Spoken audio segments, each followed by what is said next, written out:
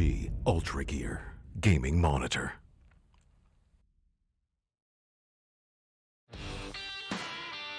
I never want to make compromises when I play. I need every FPS I can take to perform at my peak. For myself, for my team, as well as for my viewers. Streaming always used to present me with a choice, either FPS or stream quality.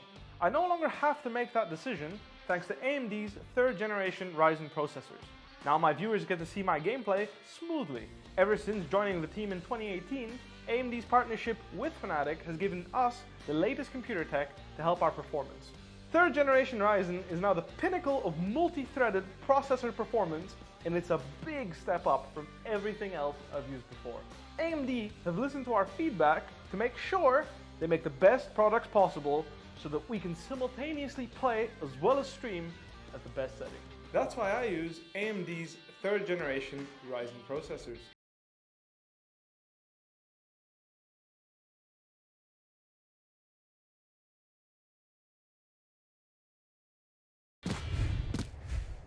Hey guys, and welcome back to the LG Ultragear TEC Challenges series powered by AMD, and we have AFK Gaming as our media partner. It's already day 5. We're moving into the round of 64. We will be streaming 3 games today. My name is Apollonia. I'll be your host and caster, and joining me, you know him, it is CA, caster and analyst. Are you excited? Really excited today, Apollonia, because for the first match of the round of 64, we have a really exciting match to boot. It's Weekend Warriors versus Exili. Today is a Friday. We're almost at the weekend, so the Warriors at their best might just take down Exili. Good one. So the last time we saw both these teams was on day 1, round of 256, and they pulled off a great performance. It was pretty much a stomping. Both these teams, they know what they're doing. Weekend Warriors here will start out on the side of defense. They are representing India, as we can see, and Exili Esports on the side of attack, representing Bangladesh. So as we kick this off, it is the pistol round. Team compositions look pretty standard, and Android kicks it off with first blood as he takes down Zolo. He's just gonna pop that spray paint back off a little bit, but meets the Jet. 9 HP, tosses the cage out. Just gonna pull it back a little bit and probably retreat, which is the best option, but we can see the rotation coming in from Weekend Warriors. So, for this map, it was actually Weekend Warriors who lost the toss and Exili picking the map. So what makes me really curious is that we saw this Killjoy Cypher combo by Weekend Warriors in their first round, and them being on defense to start it off with that combo, a bit scary for me. They didn't get to show it as much in the first match though, but now you see Exili with the hard push into the site with the Cypher already set up. Hikru does get a shock dart kill, gonna be absolutely huge. Sammy gets one for him too. Turning the tide around is Exili right now, 4 versus 2 in their favor. Sammy and Ace with 1 each. And Exili with that hard push, gonna be actually able to take down this round. Absolutely huge by Exili. Oh, indeed. This is definitely a good start for the attackers. Even though they did have Zolo go down, all of the other members, they're still alive, and they managed to go for the plant. And last member standing is Mellow, as he makes his way up to Rafters. He might actually challenge for this retake. But it's going to be a tough ask. The cap does spot him, and that's Sami, ending the first round off with 3 kills. And it goes over to Exili Esports. Yeah, so that was really curious for me because Weekend Warriors Android specifically started off that round really well, getting that opening first blood onto Exili, and then just backing off with the help of the Cypher Cage. Really well done. But then Exili sort of catching Weekend Warriors on surprise by committing so hard to that site again. Hikru with the key shock dart, understanding where Android is likely to be getting that kill. Exili coming out huge, and this is something that I was really curious about because Exili being on attack against a Killjoy Cypher, if they're able to get an advantage for themselves in the first half, I think that gives them a humongous advantage for themselves in defense. Yeah, and I did have a conversation with Exili here. Ooh, Sami. Oh, he gets a double right off the bat there. Sami, he has successfully made it through a short.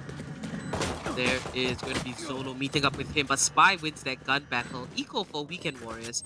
And Exili, they got to make this count. They lost 1.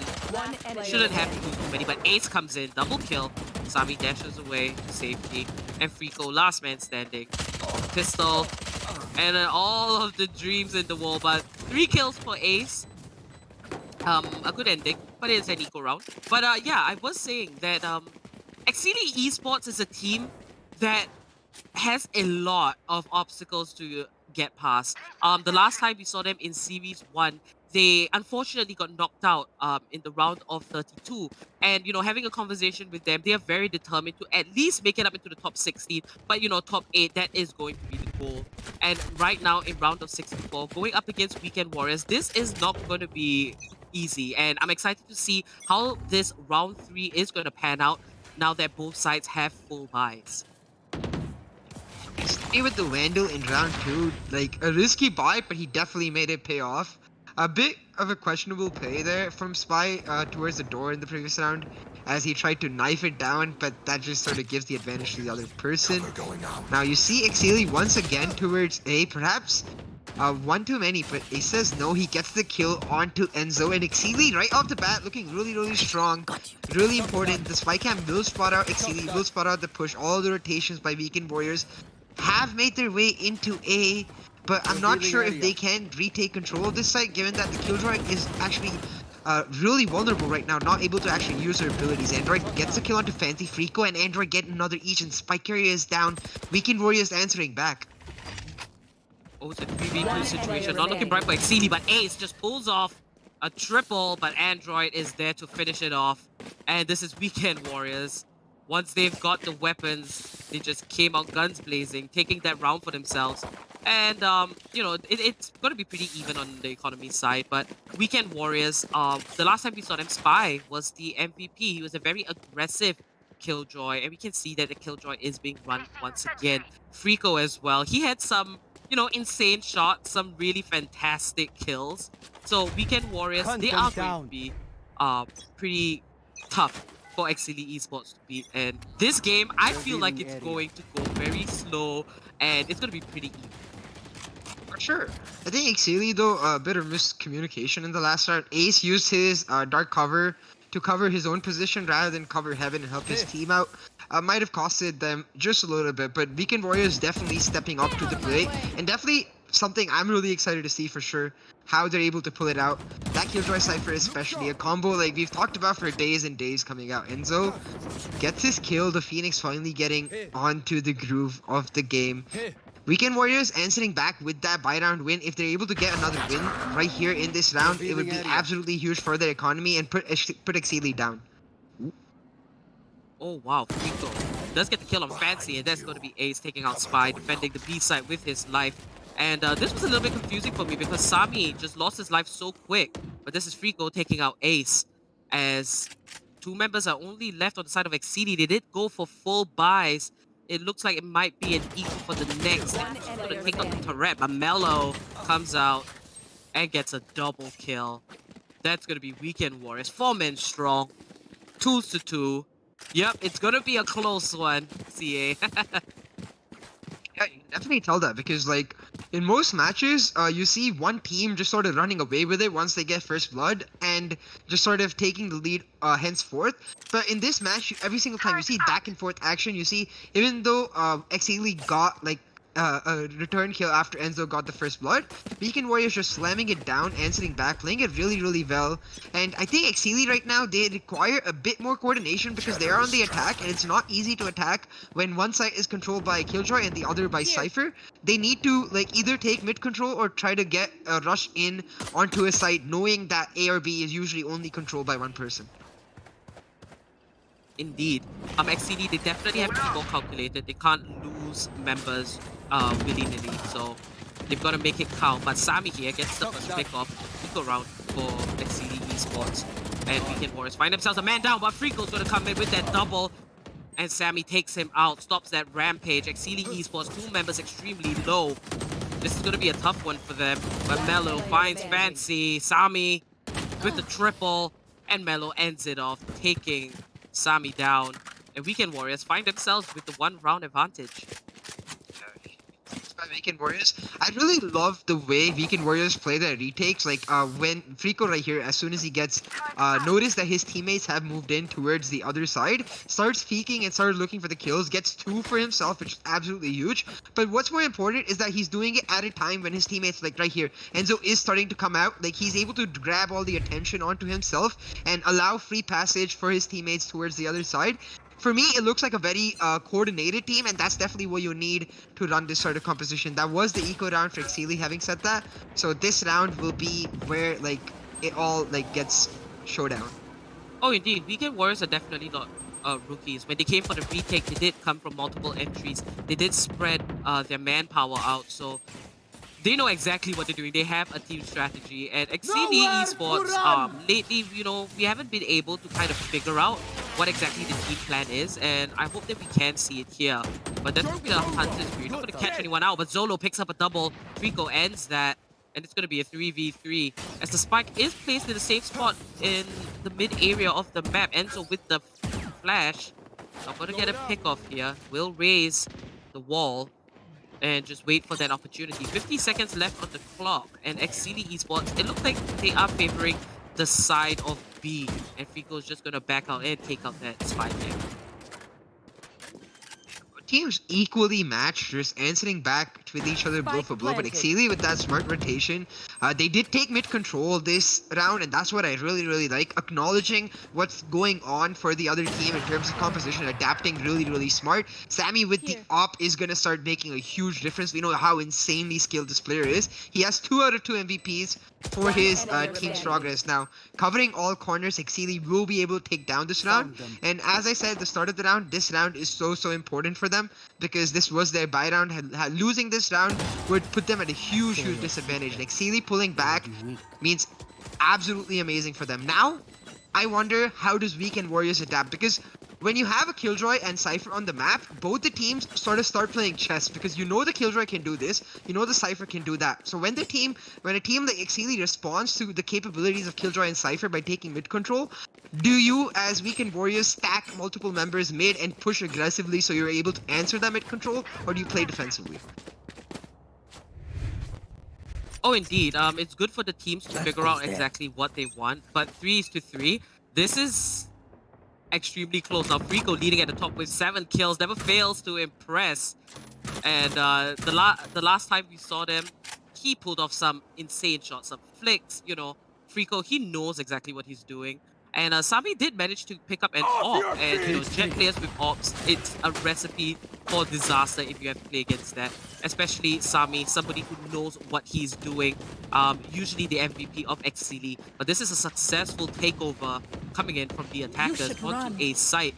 Now the spike will be planted at any moment, and there is the Killjoy ultimate. This is probably going to put Exili in a tough spot as Weekend Warriors comes in, but Ace and Zolo will pick up a kill. And it doesn't seem like anyone is just detained. But Android gonna drop the neural theft, and Frico takes out Hate Crew. Last man standing is Zolo and Weekend Warriors with the successful retake. They were just playing around rafters as well as the metal door. So that definitely gave them a lot of opportunity to catch Exili Esports in the crossfire. Yeah, like right here, like Weekend Warriors seem really strong in the retake, because you see the Killjoy ultimate put down, and that managed to get 1 detain. But like the way they sort of communicate on retakes is really smart for me, because they push very slow. They do not push fast. They do not take advantage of anything. Android there with that right click classic getting the kill, absolutely huge. But the way they push is in such a way that it makes sure that even if one person dies, there's someone around the corner or in a different entry ready to cover them. So Weekend Warriors definitely showing that they've got what it takes now. Enzo with the operator, not a weapon we get to see a lot on the Phoenix, so that is gonna be a bit worrisome for me, because you want that Phoenix to be playing very aggressive, but given that it's the defensive half, it's okay for now. I do wonder what happens when they switch over halves though. Yeah, that's pretty interesting, right? A Phoenix with an op here on Weekend Warriors. But let's see what they can do. Sami popped the ult, has his daggers ready. Just gonna wait for the right time to infiltrate. But this time you can see Exili has a plan, as they are all gathered around mid and they are looking for the A-shot push. Weekend Warriors just backing away. They are strong with retake, so you know, if they have to let the site go, they're gonna let it go. Mellow here, just gonna drop the dark cover. And it seems like the defenders, they are reading the movements of the attackers just right. Android, he's gonna meet a bunch of angry attackers, takes down two. But Ace here playing out of his mind, 11 kills at the top of the board for his team. Enzo pops the curveball. He has it all, but he's going aggressive. Connects the shot on Fancy. Last man standing is Ace. And unfortunately, he's not going to win that for the boys. But Weekend Warriors looking very strong here on the side of defense. Peak by Enzo right there, definitely one that takes a lot of courage. But this play by Android looking absolutely clutch for me, because personally, we don't get to see a lot of Cypher hold their own on a side defense. A lot of the time, Cypher players, they just end up sort of playing a bit too aggressively or a bit too defensively. Every single time you've seen Android, he's switching it up between aggressive Cypher and defensive Cypher, and he's on point, understanding what the other team wants to do. So Android definitely, with Frico, looking really, really good for Weekend Warriors. Weekend Warriors making it 5-3. Just not looking so great for Exili. Having said that, Weekend Warriors with the Cypher Killjoy combo are stronger on defense. So Exili just needs to get to even if possible. Oh, Mellow takes down Ace with just a really close shot. 15 HP, Mellow gets the spray off, and Spy, meanwhile, does get picked off a Fancy. Last man standing on Exili is Solo. And it was an equal round, so not too bad. But 6-3. Ideally, in the first half, you'd want to get the scoreboard pretty even. So Exili, they should look to take the next 3 rounds for themselves, right? But Weekend Warriors, they are a tough one to beat, especially on the side of defense. If you do watch how they rotate, they're very quick to back one another up. It seems like communication is extremely clear from the side of defenders.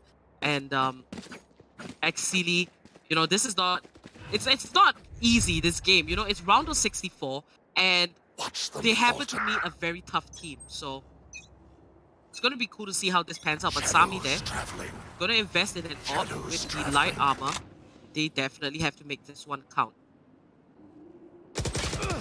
Yeah, no, you see Fancy pushing up pretty aggressively. Enzo with the aggressive peek down A short with the AWP. I'm not so sure you want to be going for that as the Phoenix, or at least maybe flash in.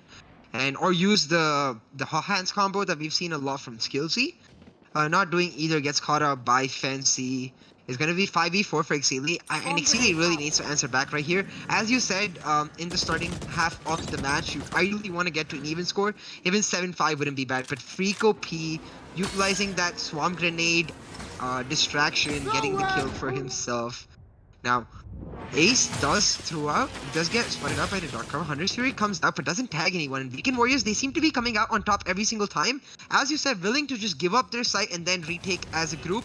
Exili not fast enough. They're making the plays, but they're not committing to the plays. And that's what's costing them right now, because that time between making the play and committing to the play just ends up being where Weekend Warriors recalculates. But Hate Crew gets the kill onto Mellow. Sammy with the frenzy kill onto Android. Will mean 3v1 for Exili as they look to answer back, and that fast push is exactly what I'm talking about. Exili, they need more of that. You want to get into Weekend Warriors' face and not give them the space and the time to communicate, let alone breathe. Ooh, and they do take out Frico, last man standing. And exactly, I do agree with you. Exili Esports, when they do take over a site in a very calculated manner, so what looked like a lose this round, they took it slow here, and they did spot out Mellow that was just kind of looking for that kill, but Hate Crew there picks him off, and they managed to get all these fast kills and successfully get the plant off. So Exili, you know, if they maintain that kind of coordination, they definitely excel. But Ace there, 14 kills. We never usually see Ace leading at the top. I do believe that he is the captain of the team.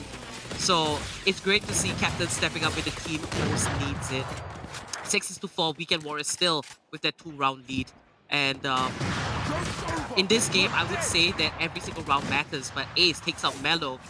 He opens up this window of opportunity for Exili Esports as they make their way through mid. And Ascent, you know, typically this map, a lot of long-range battles, it's great to take over mid because then you have both options of either going to B or A. And we've seen a lot of A-side plants, so it looks like it might be a B-side plant this time for Exili Esports. Sealy, having taken control of mid, moving through market, potentially looking for a B-side push. 5 versus 2, and the Killjoy turret down will mean Heikiro gets a kill onto Spy, making it 5 versus 3. And yeah, this is exactly what I want to be seeing from Sealy, as you said. Much more calculated, much more coordinated in terms of what they want to do. And Sealy now with control of B-side will get the B-side plant. And this match is shaping up to be such an amazing, amazing match. A complete banger, if I may say, in the way both teams are just sort of at blows with each other and trading back and forth. Weekend Warriors may just choose to save right there, and Sammy does not get the shot, instead gets taken down by Android. That may prompt rethinking as Weekend Warriors now just 2v3 may look to try and get the push on. That camera from, I believe from before, just giving them a lot of information about the long side. Switches to the op, and I'm not sure what. I believe they are going to go for the save right here, especially since they got the op. But I do believe Enzo, given the fact that they had a Phoenix, he still had one flash that could have gone for the retake. Choosing not to do so, instead Enzo will go down. I mean, 6-5 for AMD Esports as we move into the last round of the first half. Alright, 1-for-1 trade. And we see Ace and Sami leading at the top for Sealy, Frico, and Android. And Android's a really good Cypher. The last time we saw Weekend Warriors, you know, this Cypher Killjoy combination, Weekend Warriors, they pulled it off really well. But Exili here on the side of attack, you know, they can be a very aggressive team, given that, you know, Sami's on the team and he's a very aggressive player.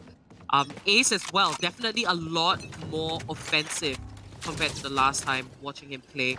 So this is a new Exili, and I really like it because today I wanted to see a lot more teamwork coming out from them.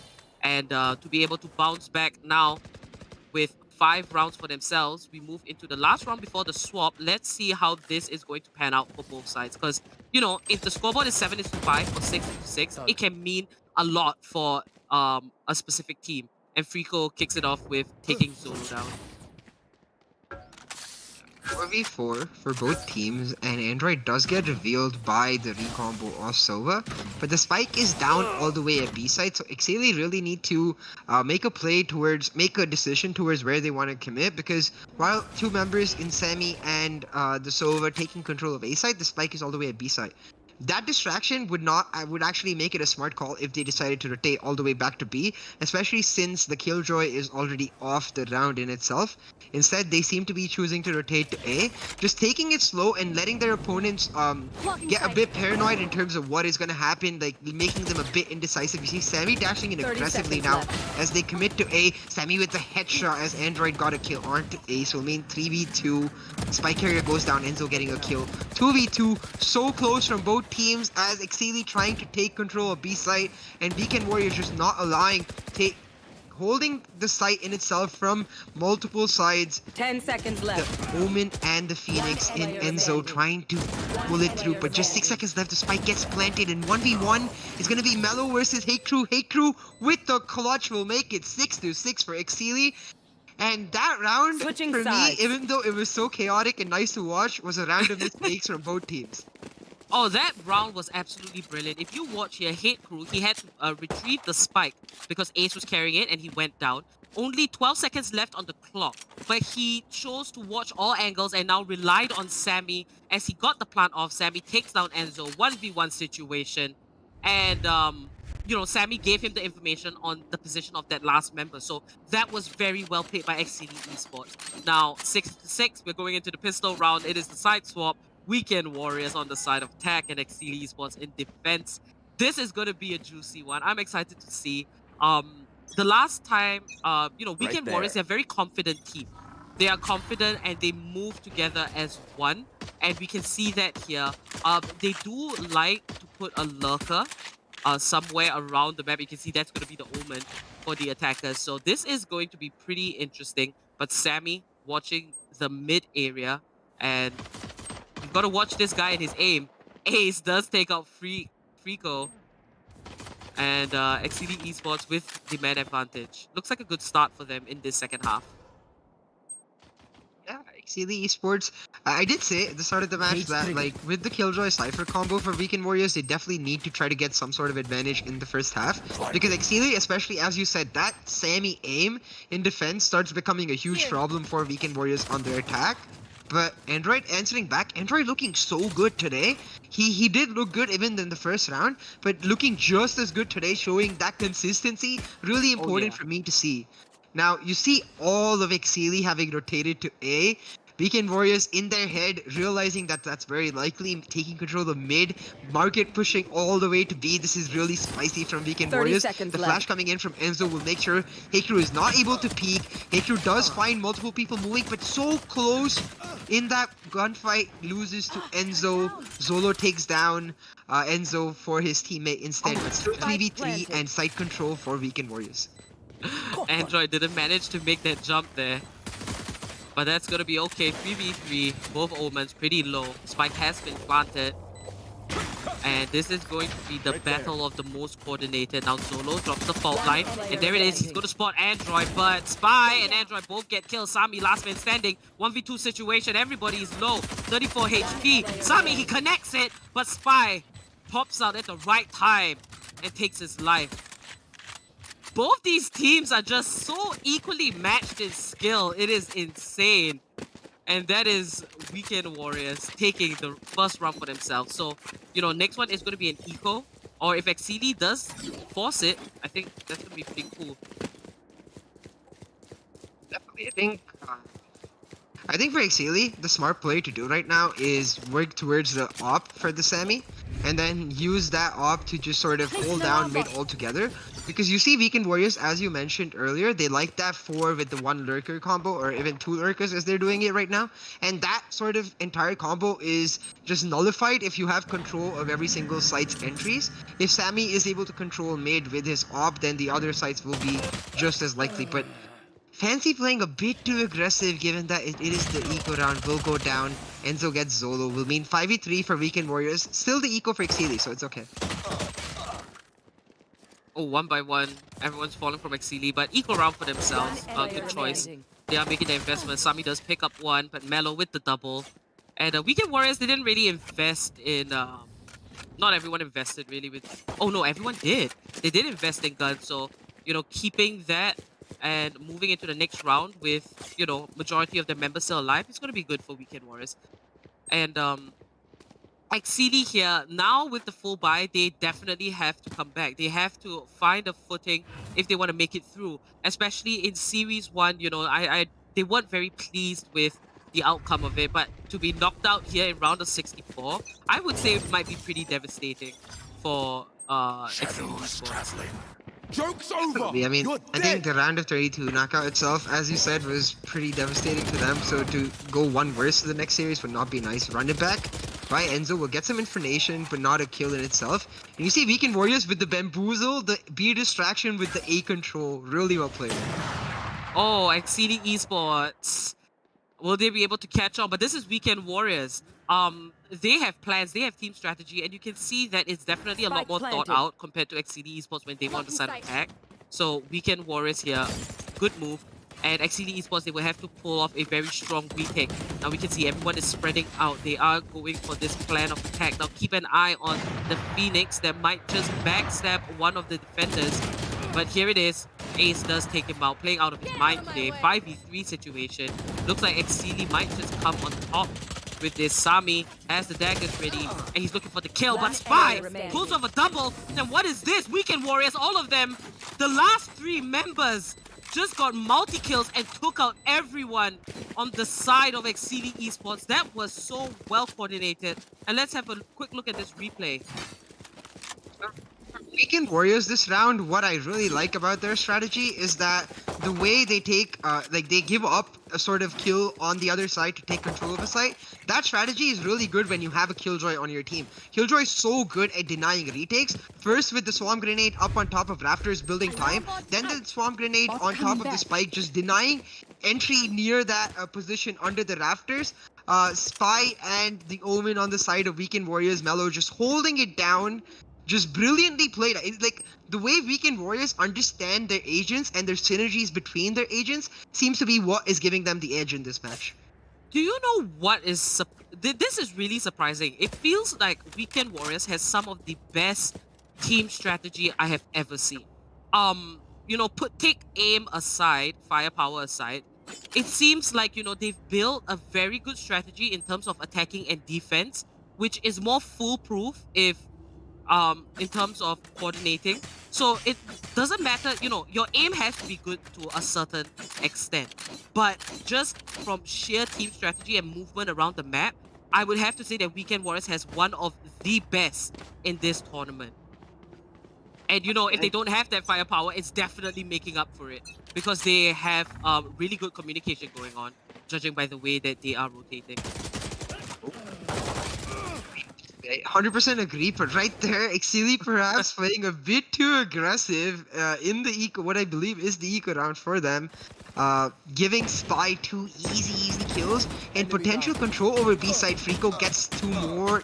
Okay, if he's not gonna hit the shot, not get the second. Instead, Ace winning the Ghost versus Randall battle. Oh my lord. I mean, 2v2 for Exili, and that's actually really good. For Exili, 2v1 as Ace, who picked up that gun, will be able to get the kill, and thrifty round coming in for Exili. Exili fighting back, absolutely huge.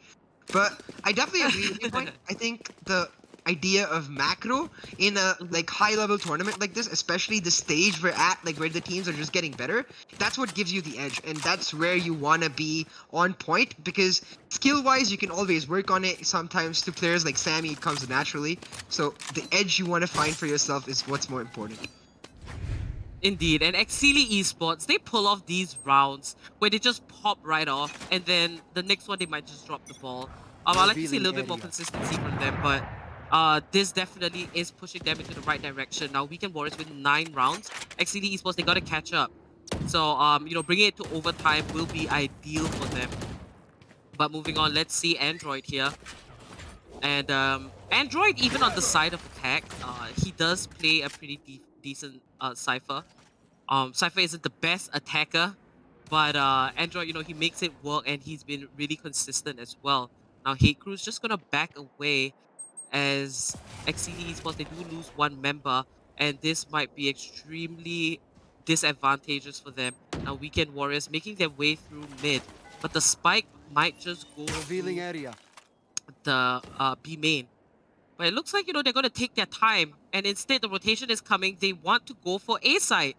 And, you know, I love it when you can't figure out what a team is trying to do in terms of, like, where they are going to go for the plant, because that means they're constantly thinking and they're adapting based on the information that they're getting. So now Mello, he will be watching a 30 shot, seconds left. and this is how they're going to coordinate the attack.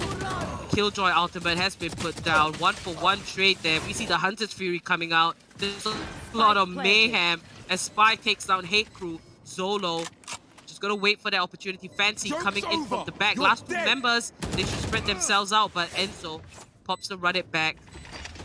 He's safe. Zolo just gonna throw out the flash, and this is gonna be a tough one for Exili Esports. 4 men strong, Weekend Warriors, they take out Zolo, and Enzo with the last kill takes out Fancy. And that's going to be the first team to double digits. Weekend Into this match with preparation, and that preparation is making a whole lot of difference in this matchup. There's a lot at stake for both these teams. Weekend Warriors as well. They didn't quite make it too far the last time around, but, you know, it is their time to shine. There's a lot that both these teams want to do. Weekend Warriors coming out on top, and that's Spy again, a very reliable member for the Warriors. And last man standing is Hate Crew. 1v2 situation, and that is going to be Spy wrapping it up.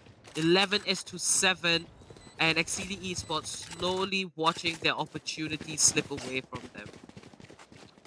I can sort of visualize how the communication seems to be going down for Exili, because it really feels like it's the Sammy squad, where Sammy is doing what he thinks is best and the rest of the team not exactly on the same page. I'm not sure where the communication is faltering, but as the rounds run away with them, Weekend Warriors, their communication just gets better. Even look, right here, you see both of them covering each other's back, the Omen covering the other entrance while Killjoy covers this one.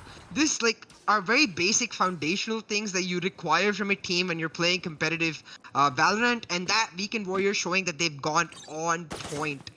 Exili, they really need to answer back. They need a sort of boost for themselves, for the entire team to get lifted and just answer back in terms of what they want to do. Because right now, Exili looking all over the place and Weekend Warriors taking control of A side.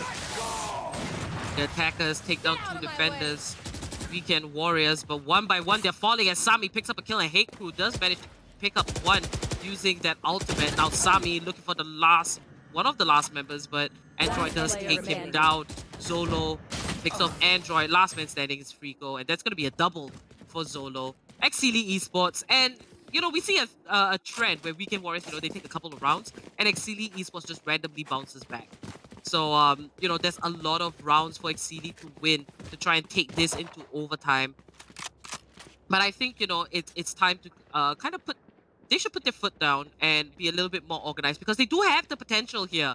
Exili Esports, they do have a lot of potential, but where they are choosing to play out their strengths and weaknesses, you know, it kind of shows. And coordination is one of them. So moving on into this next round, this is going to be Sami. Very aggressive play, but he goes, what? He goes unscathed, but that was an angry Killjoy that just ran up behind Sami and took his life. And, you know, a big misplay like that, that might just cost the defenders a lot. I get that entire combo. The paranoia combined with the aggressive dash plus updraft trying to get a kill onto anybody on A site. What I don't get is why you turn your back when you're running back. Like, he could just as easily have looked forward and ran back, and instead he just gives a free kill onto the Killjoy. Killjoy angry, like, how dare you come into me like that. Now run it back from Enzo, and the Killjoy ultimate will mean that they will be able to, should be able to get control of B side, but instead Hate Crew answering back. But Weekend Warriors just taking full control, and this round loss for Exili just might mean the end of them, because Weekend Warriors moving on towards the match point, and from what the pattern we've seen before, it's always Exili with one round, as you mentioned, and then Weekend Warriors with a couple, and this being the first of the couple, it just might be GG for Exili. Oh, Weekend Warriors, then now 12 rounds.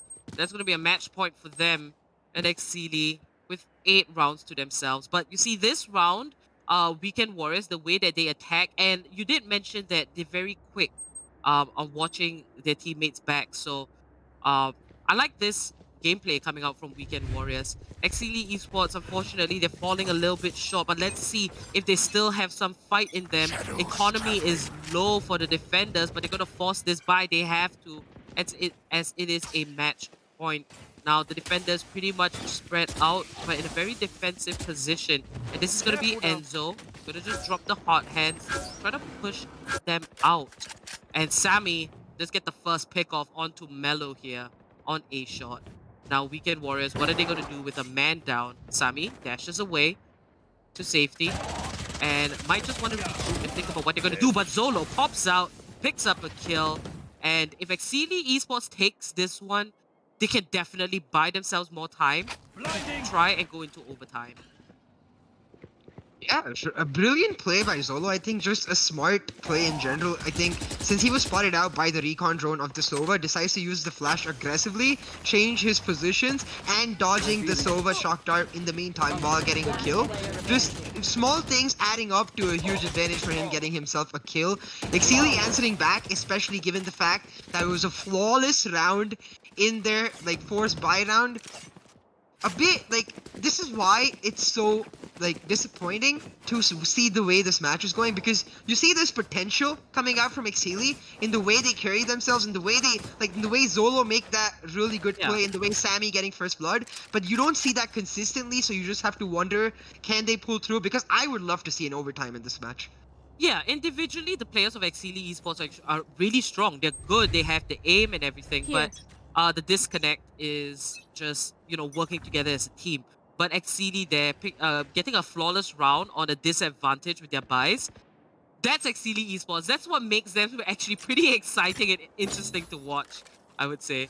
So Weekend Warriors now, you can see they're all clustered together, but Sami picks up the first kill, dashes away to safety, dodges the paranoia, and he's going to be met with the Phoenix, but takes down 2 as Melo stops his rampage 4v3 situation. Exili Esports, they don't want to drop the ball, but Ace is going to drop the teleport. He might just expose himself, but he turns around, picks off the kill, and that is Fancy stepping up. He was at the bottom of the board, but getting those 2 kills out of nowhere, if only they were more consistent, but that was a great round for Exili Esports. 2 more and they could go into overtime, but Weekend Warriors, you know, they're so close to the victory. This is still a best of 1. So, you know, I'm at the edge of my seat. Is Exili gonna come back or is Weekend Warriors gonna wrap this up? Yes, this should do. So I think momentum is a huge part of how matches go, and I feel like Sammy is just starting to get his. I certainly hope Exili can pull it back, but he made that look so easy. Like headshot, dash, smoke, headshot, easy peasy, lemon squeezy. Sammy just popping off right here. It's all about Sammy, I think, for their comeback, and I don't want to put the other members down, but it seems like every single time Sammy makes a really good play, the team sort of just lifts up with him. So if Sammy's able to do just that, but instead Ace gets spotted out by the recon drone, and then the Ha Hands ends up finishing off with the help of the shock dart. Weekend Warriors not taking no for an answer. They want the win right now. All it's gonna take for them is 1 round. Trying to take control of B-side. Almost all of Exili's. Your Sammy just making his way. Weekend Warriors spotted out. The neural theft will spot out exactly where all members of Exili are. Weekend Warriors Fancy gets 1, but Spy answers back. 3 versus 2 for Exili, and Hikru gets 3. Oh my god! Absolutely brilliant by who I believe is the bottom fragger for Exili. Exili standing up, trying to answer back. Let's go to overtime. Come on, 1 more round. Oh my goodness, Hate Crew. Where was this Exili earlier in the game? It's almost like they thrive under pressure. So we've seen teams that thrive in chaos. Exili Esports is thriving under pressure. With their opponents have 12 rounds. And now they're just winning. And maybe, you know, Weekend Warriors, they're a bit too comfortable now. And you can't get comfortable against Exili Esports. You know, you still have to play your best game. Now, this round is going to be extremely important. It can mean overtime and more of a chance for Exili. And right there, Sami just picks off Enzo. You know, I think we're going to go into overtime as Ace finds a kill for himself as well. Captain wants his team to make it as Zolo picks up a double. Weekend Warriors falling. And that's going to be a 3K for Zolo. We're going to move into overtime, ladies and gentlemen. Overtime. To mention that in the round of 128, Exili played Playground Esports. I believe it was on Split. And they sort of threw the match in the later parts of the match, forcing an overtime by Playground Esports. But when it came to overtime, Exili just completely reset. And they're like, you know what, guys, we got this. We got to overtime.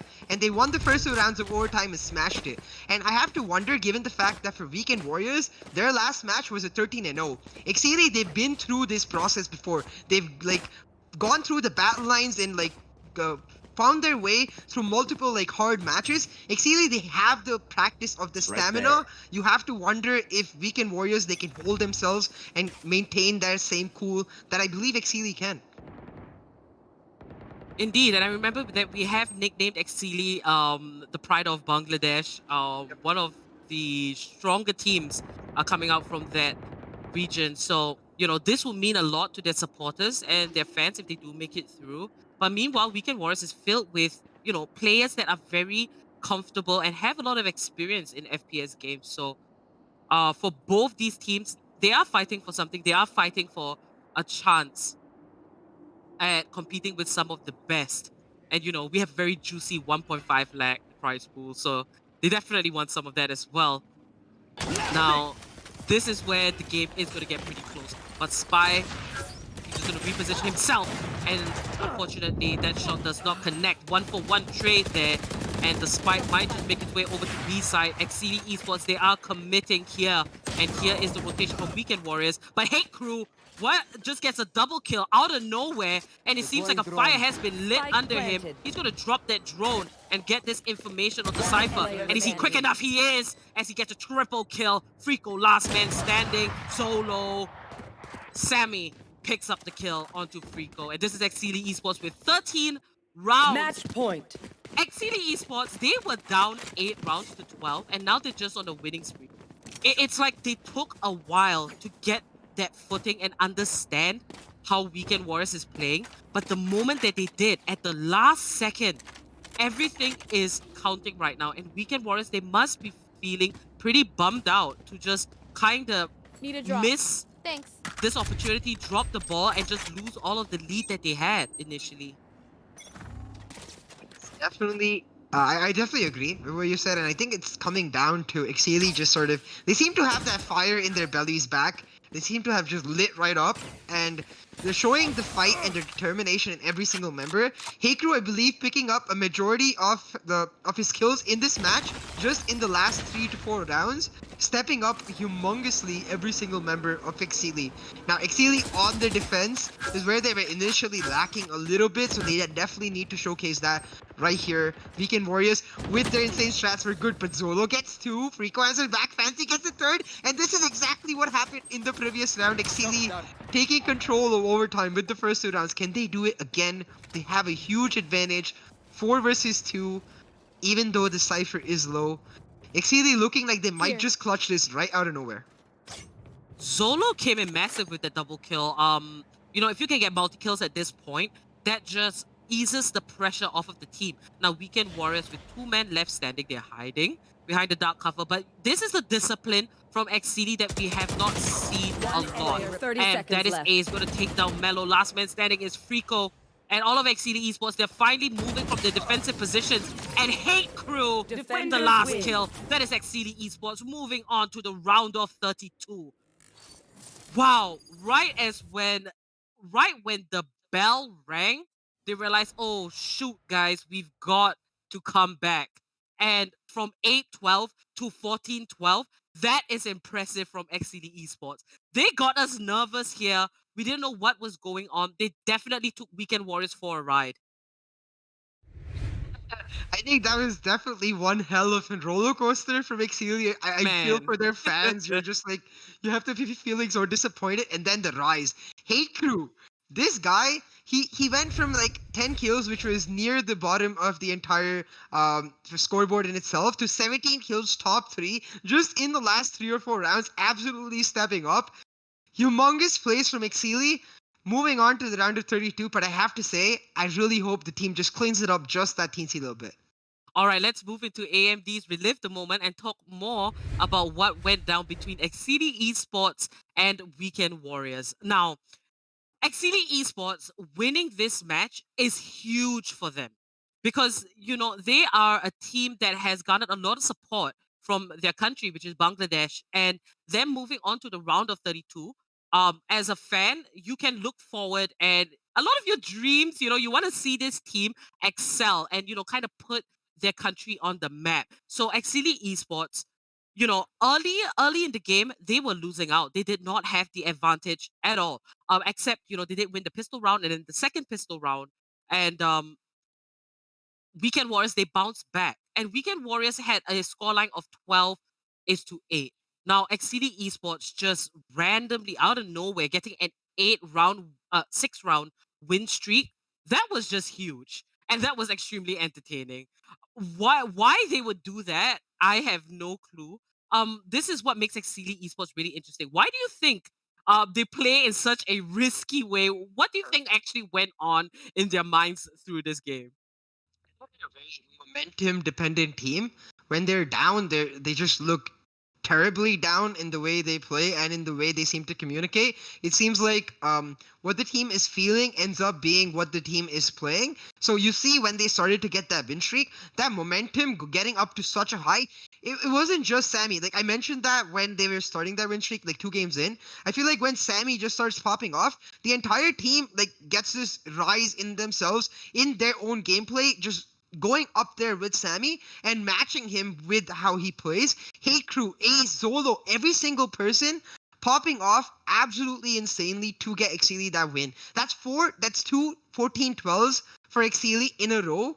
And while it's a bit scary that they keep going to overtime, it's amazing practice for them to try and improve that communication, and it's amazing stamina that they're showcasing for the future rounds where overtime becomes almost a necessity every single game. Yeah, both these teams, you know, they really fought as hard as they could. And XCD Esports, there is a lot of potential, but they just gotta kind of sharpen themselves. And I really do hope that they see these mistakes and they will come back again much stronger. Because I am looking forward to watching Exili play once again. I want to see, are they going to be more consistent this time? Are they going to pop off? Are they going to rely on Sammy, bringing in the momentum? Ace as well definitely stepped up, and I would like to see Fancy from Exili Esports, perform just a little bit better for his team. But nonetheless, congratulations to Exili Esports. That was a great comeback. Definitely goes down in the books. You guys move on to the round of 32. Now we're going to have the second game, and we're going to prepare for it. That is going to be the Red Syndicate versus Heroes. Now this is the LG Ultragear TEC Challenger Series 2, powered by AMD, and we have AFK Gaming as our. Do subscribe and like this stream if you are enjoying the tournament, and click that bell icon so you get notifications whenever we are live. In the meantime, if you want to treat yourself, you can go shopping. Links are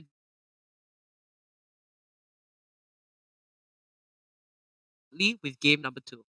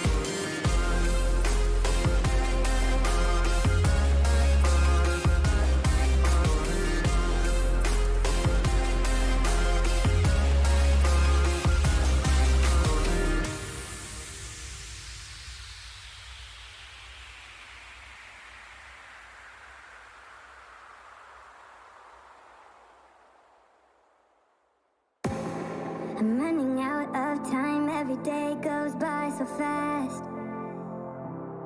And every moment counts, baby, I don't wanna miss a thing. Numerous forces aimed at the Earth.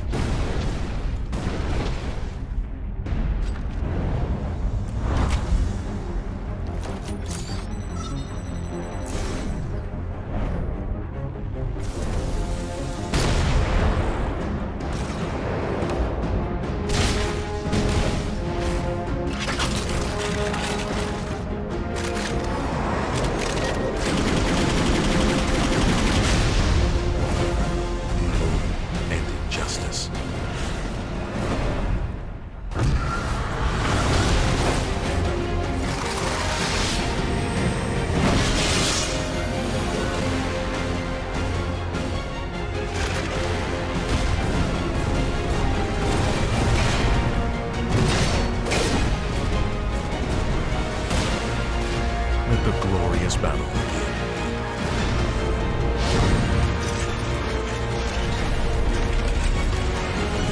Geared up for victory. LG Ultragear Gaming Monitor.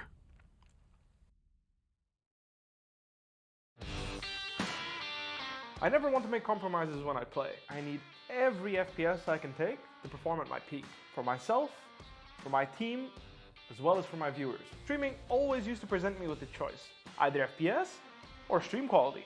I no longer have to make that decision thanks to AMD's 3rd generation Ryzen processors. Now my viewers get to see my gameplay smoothly. Ever since joining the team in 2018, AMD's partnership with Fnatic has given us the latest computer tech to help our performance. 3rd generation Ryzen is now the pinnacle of multi-threaded processor performance, and it's a big step up from everything else I've used before. AMD have listened to our feedback to make sure they make the best products possible so that we can simultaneously play as well as stream at the best settings. That's why I use AMD's 3rd generation Ryzen processors.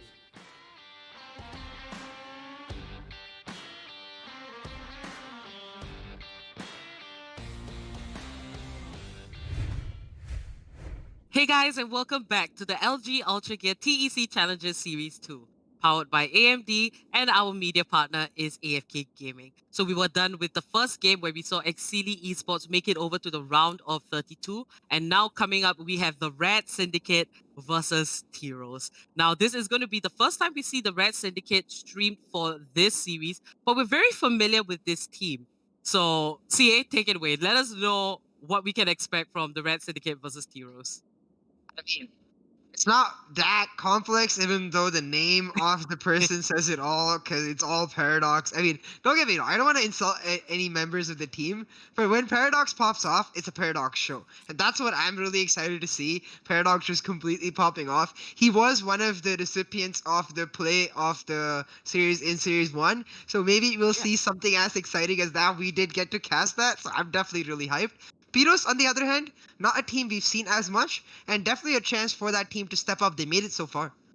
I mean, T-Rose, they have no expectations. They can just come in and do their thing, but they are up against a powerhouse of a team. Choose your Now, it is agent. the round of 64, so we can expect to see, much higher level gameplay. So I'm excited to see what we have in store for T-Rose, what they're going to be able to do. So as for the Red Syndicate, they made it to the top 8 in the last series, Series 1.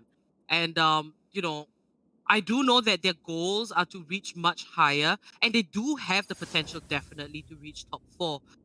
What we would like to see, in terms of progression and improvement from the Red Syndicate is definitely more team strategy. Because, you mentioned that Paradox always steals the show. He frags out of his mind. So getting all these multi-kills and all, we have yet to see the team work cohesively as a unit. They did go through a roster change last series. So this time, we're going to see how it's going to work out for them. Now, moving on into the game, we will have Piros versus the Red Syndicate, defense and attack. So the map is Haven. So, this map, a lot of opportunities, so many sites, so many different ways you can try to attack. Yeah, definitely. I'm really curious to see the compositions. I believe it's just the Raze versus the Sova for either team, but for the side of Red Syndicate, it's actually Paradox on Dreyna and ZBDF on the Jet. We usually get to see Paradox on Jet, so I'm really curious to see how this switch up will work for them. But like, let's just see how the Rat Syndicate is able to pull that through. Paradox so aggressive already, just instantly jumping into Garage. Will get the opening first blood of the match. Oh, Paradox on Reyna. We've never seen this before, but that's going to be the second kill that Paradox picks up. And he's going to take out the boom bot, just back away very slowly. But one member does fall from the side of the Rat Syndicate, but that's going to be a triple for Paradox, as there's only the Omen, last man standing, and he's taken out. Wow, that was an explosive start. This is the first time we're going to see them on stream this series, so the Rat Syndicate definitely ready to make their mark. Pyros is in for a ride going up against this team.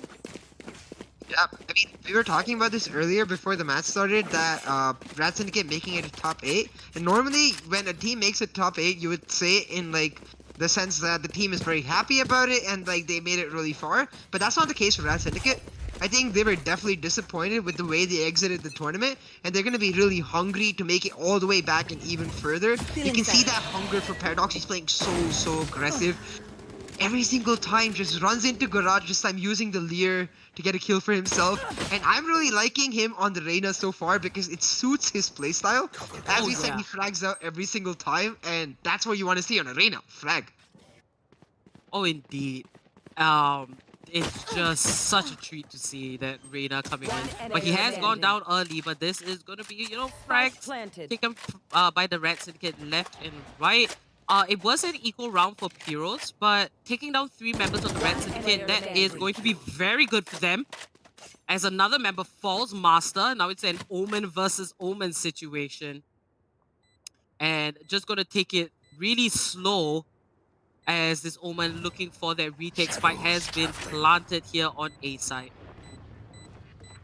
So you see RC trying to take control of like the site where the spike has been planted, going for the defuse, not faking it yet. It really should have got up right then, not choosing to do so. Ray will take him down, and Ray should have enough time to leave and make his way back. Now, I think the issue with the way Rat Syndicate played that is while Paradox playing insanely aggressive, it doesn't seem like his team are actually utilizing that aggressiveness or backing him up in the same. So the team not necessarily on the same page, just giving Pyros a chance to come back. You see, from 2v4, they were able to get multiple frags to pull it back to 1v1. So Pyros definitely doing well to get that many kills in that round, forcing a buy from the Rat Syndicate. Now, which will mean that this round is where it comes down to. You see all of the Rat Syndicate slowly making their way towards Paradox, slightly giving up his aggressive playstyle to play a bit more slowly, but not necessarily less aggressively, as he gets the kill onto Shreyas. ZBDF with the op will get the kill onto the opposing Reyna. Rat Syndicate coming out, they want the win and they want it fast. Ray with the kill onto RC. All 3 members getting a kill for themselves. You see Paradox running back to collect the spike from mid. Will make his way towards C as the Sova gets the kill, and Deoxys Master and Deoxys finish it off for a beautiful team ace. Just well played by Rat Syndicate to make sure that they're able to get this win for themselves. 3-0 Rat Syndicate winning the bye round, and even though Pyros looked really good, they're not able to get those points for themselves. Indeed. Coming in hot and heavy, this is the Rat Syndicate, a really good team. And, you know, I did mention that I wanted to see a little bit more team strategy coming out from them. But, you know, this early in the game, looks like a little bit of a skill mismatch. And the Rat Syndicate, they're just doing their thing. So let's just enjoy the individual prowess of each team member. ZBDF connects that shot onto RC. In B side, it looks like they're going for a Paradox, finds Uchiha. And he's just going to pop the invisibility, get that information. But Shreyas takes down Paradox. Last member standing. As the rest of the Rat Syndicate take down all the other defenders. Now Shreyas looking for a gun, going for a little bit of shopping there, but didn't spot Ray coming in. And I do believe, you know, we've never really seen Ray before coming in from the Rat Syndicate. Oh, it seems like it is actually an IGN change. Ray is Batman, and he was one of the latest additions last series, and we can see that he is sticking with the Rat Syndicate. So this is good to see that, you know, they're sticking with the roster, and they are willing to make things work together as a team. Yeah, Batman did the bamboozle onto us last series as well. The Batman. with- Indeed, the Batman. Indeed. But yeah, definitely Red Syndicate interesting to see that they stuck to the same roster and willing to like understand what went wrong in Series 1 and change that and like figure out how best their team works. I really like this new look with Paradox on the Reyna. A lot less utility for him, but a lot more exploitation of his pure skill. So we'll see how they're able to use this. Pyros just faltering a little bit. They look good in the first few rounds, but not looking as good now. Their concentration perhaps going down. And Rat Syndicate taking full advantage of that. You see Paradox just fragging out, getting 3 kills. It looks like Rat Syndicate just taking full control of this match, and especially on Haven, where you are able to, like, when you have a Cypher in your team on the side of Pyros, you definitely want to get at least even going into your attacking side. Pyros not being able to do that might just be really costly for them. Paradox. I mean, look at this replay here and his movement, the way he anticipates, especially this kill here onto the Jet. Paradox just, you know, this game is like another body part for him. Playing an FPS game just comes so natural to him. It's always such an amazing experience watching. And, you know, Reyna, they definitely are testing out this pick. And it is going to come in very handy. ZBDF as well, doing pretty well on this Jet with the AWP. Now, they're going to push together, ZBDF and Paradox. 2 friends, the remaining members and consistent ones of the Red Syndicate. Paradox is going to come in and he finds that kill onto Shreyash. And it looks like it might be a seaside plant. We can see the spike moving. Now Paradox and ZBDF just going in ham, but that's going to be a one-tap from RC connecting Paradox. That's going to be the second kill. Very nicely done on this Sheriff. He's going to pick up the operator. RC. Looking for that opportunity. Ray here. Just waiting for RC. And that is going to be a kill. Master also finds one for himself. 3v2. That's a double for Ray. Last man standing is Sammy. Familiar name. A different guy. And Ray drops the spray. 3k for him. And the Red Syndicate 6 rounds for themselves. It looks like a really bad skill mismatch here for the Red Syndicate and Pyros. Yeah, combined with the fact that Red Syndicate they look annoyed and hungry that they even have to be here. They want to get to those like best of 3 stages where like they have putting everything online. But Pyros, I will say that the team, they definitely look like they have something for them going, in the sense that they understand what the right things to do are. The execution part is where it is lacking for me, and that's coming through in terms of communication. The team not really talking to each other is what it seems right now. Just not able to answer the plays made by Red Syndicate. ZBDF getting the opening kill onto Aspect, Deoxys with the second onto Sammy. And yeah, as I said, Red Syndicate just running away with it right now due to the skill mismatch. And Paradox with the first kill, and RC takes him out. Almost a little bit like, you know, they can predict that Paradox is a garage warrior there. But last man standing is RC. A little bit of deja vu, and Master just wraps it up. 7 rounds.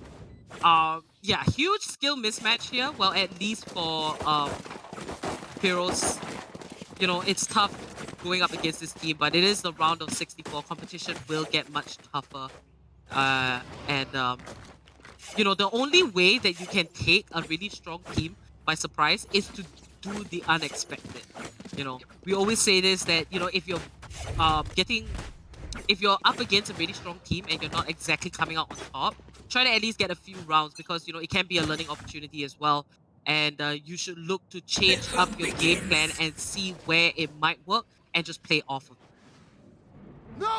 Yeah, for sure. Like, right now, you see Pyros definitely sort of trying to adapt with that garage sort of camp, but like, Red Syndicate just taking control.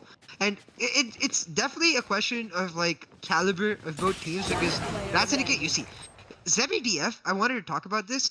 he was usually on the Cypher on Series 1, and he seemed like much more of a reserved player. Paradox and Spike ZBDF, planted. both the members from the original roster of Rat Syndicate from a few months ago that we know of. So it's nice to see like the two potential leaders of this team get the freedom of playing the duelist, because it seems like it's enabling the rest of the team to master Deoxys and Ray, all three on their like comfort champions somewhat. You get to see ZBDF just pop off. I'm loving this new look Rat Syndicate. It's just gonna come down to what happens when they face slightly more difficult opposition. Oh, indeed. I do believe that ZBDF is the captain of the Red Syndicate. So these calls on changing up agent picks is really good. And Ray now not playing a Sage this time, he can pick up something a little bit more different. It is working out for the Red Syndicate. So they look really strong, and hopefully they do continue with this very dominant kind of performance. Now Heroes, they are struggling here, but they do manage to get one kill on the, and that is going to be an equal matchup now. It's a 2v3 as the Red Syndicate just keep taking them down. Now these fights are just pretty haphazard. They're just all over the place. Now the spike is in a safe spot. It looks like the rotation's coming in, but the Deoxys is going to finish it off. Triple kill for him there, taking out Shreyash and Sammy. Now, I don't know really what is going on. It seems like there's just a lot of different things happening.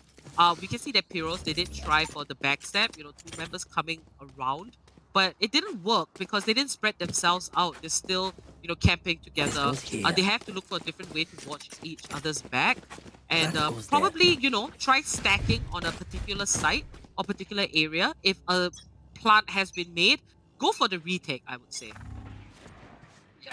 True is, like, the way Rat Syndicate are playing, like, the aggressiveness with which they're pushing into sites, you expect that in 1 round, 2 rounds, maybe even 5 rounds. But every single round so far, and it's been 9 rounds, they just push and push and push, barely giving the other team chance to breathe. Like, there's not much literal, like, strategy here. It's just Rat Syndicate knowing, like, guys, we are much better in terms of, than them in terms of skill, like in terms of mechanical skill, and we can take the advantage of that by just taking the fight right into their faces. Don't give them a second to think, don't give them a second to breathe. Get into their faces and get into those 1v1 gunfights because you believe they're going to win. But now you see Pyros definitely adapting, answering back, not to be taken lightly, a team that has made it to the round of 64. 2v2 right now, trying to get on board with their first win. Ooh, and this is going to be RC. He does get a triple kill. Now it's a 1v1 situation. And will Pyros finally get their first round for themselves? Now, 40 seconds left on the clock. There's a lot of time to buy. Raze would either have to pick up a kill on that Sova to end it all. But I think this rocket showstopper not going to come in all that handy. And that trap wire does connect. But this is Master making a rotation. A very smart move. And Shreyash did not expect that, but this is the Rat Syndicate. Master just changing, going through that hassle of changing positions just to get that one up on his opponent, shows the sheer experience coming out from the Rat Syndicate. Right there, you saw like Master getting close to the spike, getting ready to pick it up. But then as soon as he hears the here comes the party from Raze, he's like, nope, I'm out of here, runs all the way around. Gets that extra information from the Trapfire. He already knew that the Raze was going to be there, but the Trapfire just confirming it for him. Master just playing it really smart, using the audio cues in the game to his advantage. Absolutely clutch. Like I said, Brad just, when they have to even like use that bit of strategy, they're on top. But right now, they're just utilizing pure skill and just pure like aggressiveness in terms of pace to outmaneuver the other team. And just as I finish my sentence, 4 members of Pyros down. It's 5v1 for Rat Syndicate as they look to make it 11-0. Spike planted. The Rat Syndicate coming in huge, very dominant performance, flawless round for them, and you know, skill mismatch. I mean, you can't do anything about it, right? But this is how competitive works, and basically, you know, these kind of tournaments, especially this Challenges series, it's an opportunity for players to feel what competitive gaming is like. And going up against the Rat Syndicate, they're falling short, but you know, always a learning opportunity. And talking about the individual players from the Red Syndicate, Paradox, he did make it up onto that MVP board the last time around. He was one of the top 10 MVPs of the tournament. And that's just how consistent he is as a player. And here is a spray coming in from Aspect.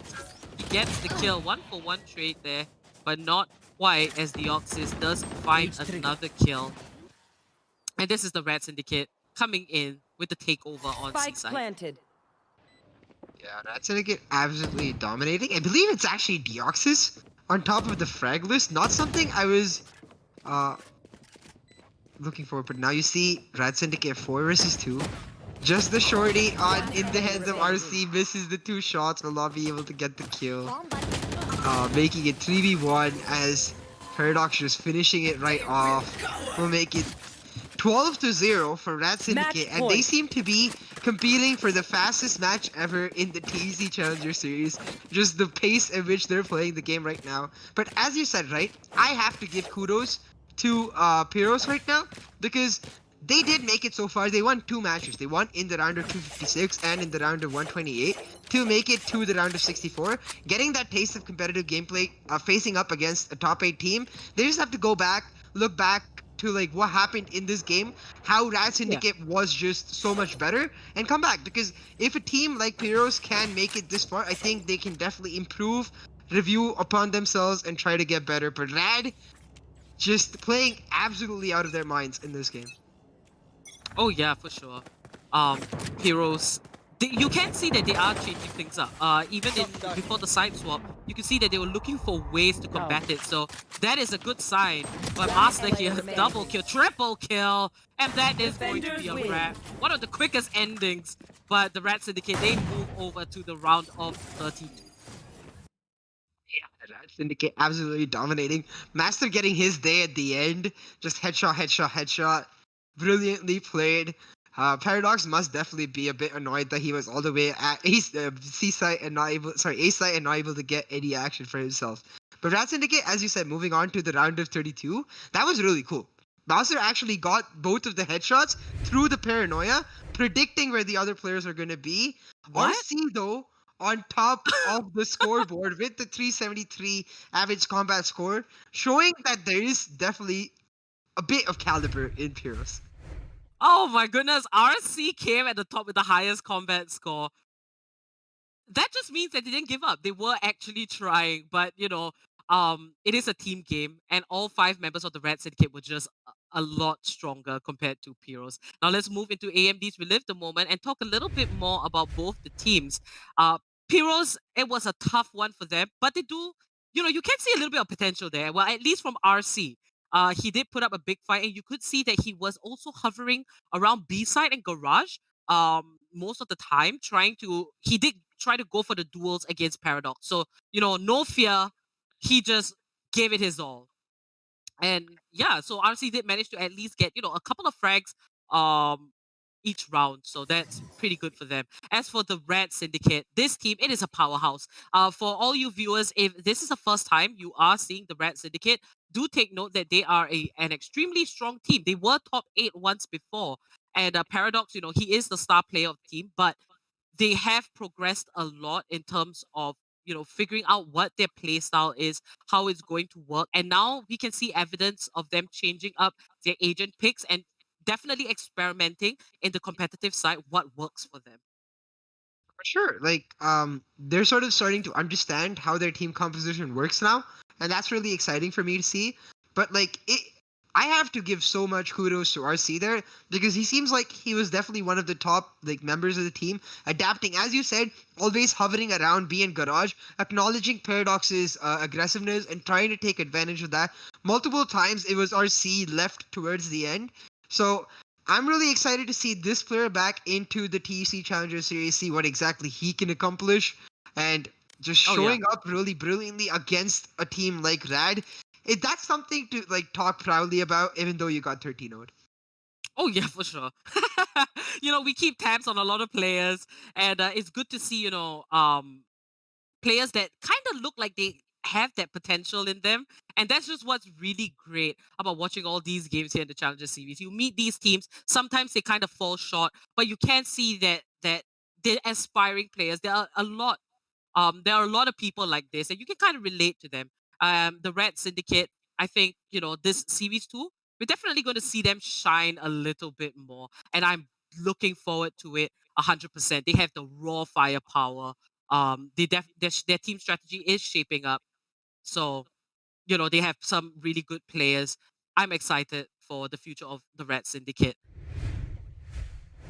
Yeah, definitely. Like it's also a really good stage to like show your own individual medal for players like Mm. RC. Now, like as we personally, we've got their eyes on that. I'm sure there are other teams out there who are looking for potential changes who've got their eye on him.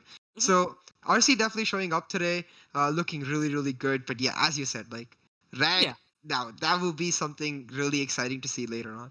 Yeah, a lot of teams in this tournament, they do switch up the players. We have seen different teams merging together, so that's going to be really cool. Now we're going to prep for game number 3, and that will be Atmosphere versus Team Lit. And this is a game that you'll want to watch because Atmosphere was really high in the rankings as well the last season. And as for Team Lit, we're going to see what they have in store for us. Remember to like and subscribe, and do click that bell icon so you get notifications whenever we are live.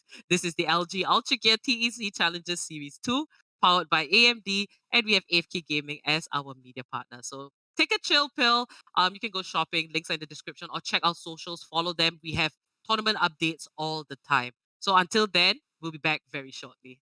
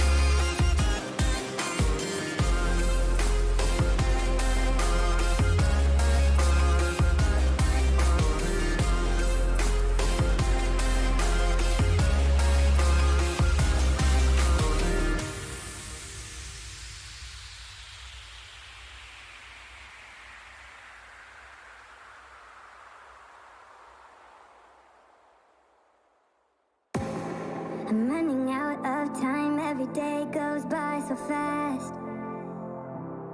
And every moment counts, baby, I don't wanna miss a thing. We can sleep under the stars, we can sleep under the stars, or hang out in hotel bars, driving somewhere in your car. We can sleep under the stars, we can sleep under the stars, under the stars.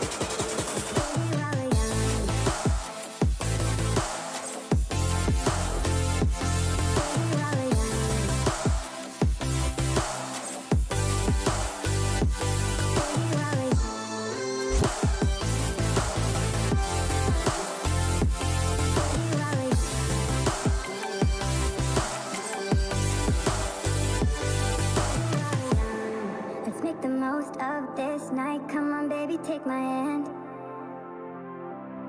and we don't need to do the things we don't want to do.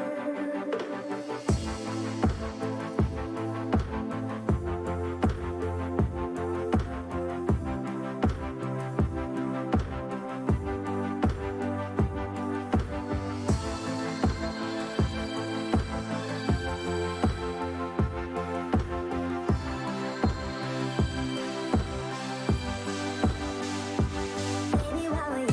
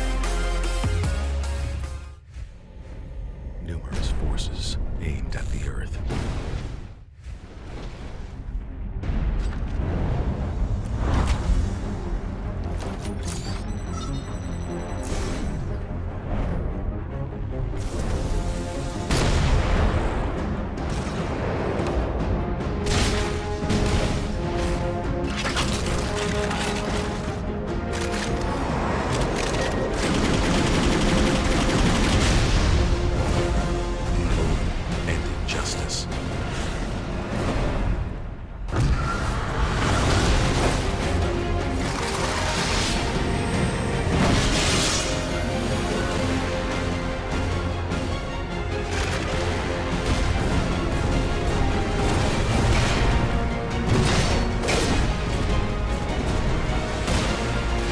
Let the glorious battle begin.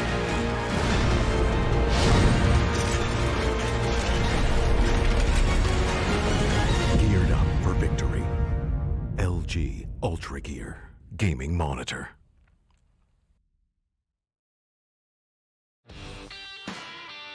I never want to make compromises when I play. I need every FPS I can take to perform at my peak. For myself, for my team, as well as for my viewers. Streaming always used to present me with a choice, either FPS or stream quality. I no longer have to make that decision thanks to AMD's 3rd generation Ryzen processors. Now my viewers get to see my gameplay smoothly. Ever since joining the team in 2018, AMD's partnership with Fnatic has given us the latest computer tech to help our performance. 3rd generation Ryzen is now the pinnacle of multi-threaded processor performance, and it's a big step up from everything else I've used before. AMD have listened to our feedback to make sure they make the best products possible so that we can simultaneously play as well as stream at the best setting. That's why I use AMD's 3rd generation Ryzen processors.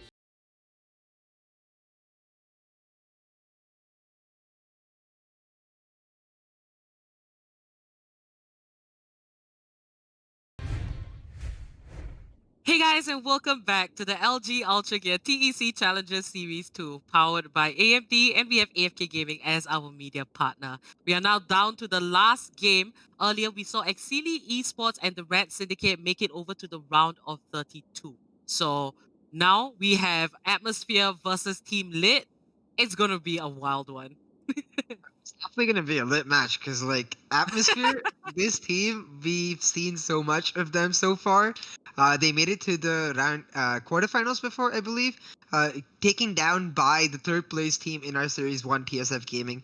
So definitely a team that has shown a lot of caliber. They also have this special bacon and bones combo that we all love. Oh yes. So I'm really excited to see this team in action. Team Lit, on the other hand, a newer team, definitely have to step up and show what they've got. They have made it so far, so we'll see what they can show.